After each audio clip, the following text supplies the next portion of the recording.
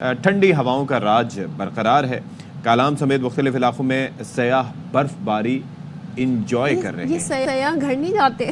کون ہیں یہ سیاح؟ کہاں سے آتے ہیں یہ سیاح؟ کیوں آتے ہیں یہ سیاح؟ اچھی بات ہے آتے ہیں یہ سیاح، اور خاص طور پر ملک کے باہر سے آتے ہیں۔ کیا ان کے بچے اسکول نہیں جاتے؟ بچوں کی اسکول کی چھٹیاں ختم نہیں ہوئی؟ یہ باہر سے آئے ہوئے سیاح ہیں، مقامی سیاح ہیں، آتے جاتے رہتے ہیں، بزنس مین سیاح ہیں۔ لیکن بھائی سیاح آئیں، ہمارا تو بھائی اسی سے کہتے ہیں نا زبردست ٹورزم ہماری آگے بڑھے گی۔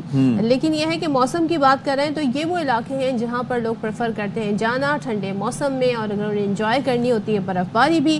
اسی طریقے سے چترال کے بالائی علاقے، وہاں پر بھی برف باری ہے، لیکن ایک فیکٹر وہاں پر یہ بھی ہے کہ اتنی برف باری کی وجہ سے جو معمولات زندگی ہے وہ متاثر ہوا ہے۔ ساتھ ہی اپر چترال کے لوگ اب کیا کر رہے ہیں، خود سے ہی، کل ہم آپ کو جاپان کا دکھا رہے تھے کتنی زیادہ برف تھی، لیکن ان کے ہیوی مشینری سے سڑک صاف کر دی گئی تھی، لیکن ہمارے یہاں پر چترال میں آپ دیکھیں لوگ خود جا کر برف صاف کر رہے ہیں، راستے کلیئر کر رہے ہیں، اپنی مدد آپ کے تحت جی تمام تر چیزیں کر رہے ہیں۔ ندی نالوں میں برف جمنے سے ہم دیکھ رہے ہیں پانی اور بجلی کی فراہمی متاثر ہوئی ہے۔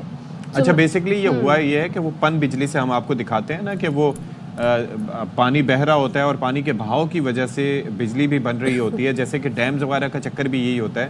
اسی طریقے سے چھوٹے پیمانے پر پانی سے بننے والی بجلی کا سسٹم بھی ہے تو وہ کافی متاثر ہوا ہے۔ اور اب یہ ہے کہ اسکردو میں پارہ -11، استور -10، گلگت کالام -7 اور ہنزا میں -6 ریکارڈ کیا گیا ہے۔ کراچی میں کل شام سے جو چلنے والی ہوائیں ہیں اس کی وجہ سے سردی کی شدت میں اضافہ ہو گیا ہے۔ ہوائیں بہت تیز جب چلتی ہیں تو پھر لگ پتہ جاتا ہے کراچی میں، چاہے وہ سردی کا ٹیمپریچر کتنا ہی ہو۔ لیکن بہرحال ہم چلتے ہیں اب لاہور میں بھی درجہ حرارت جو ہے وہ جو تیور اپنے دکھا رہا ہے اس سے لاہوریوں کو اندازہ ہو گیا ہے۔ اور کل جیسے کہ بتا رہے ہیں کہ دھوپ تو نکلی ہوئی تھی جب PSL کی ڈرافٹنگ کی تقریب ہو رہی تھی،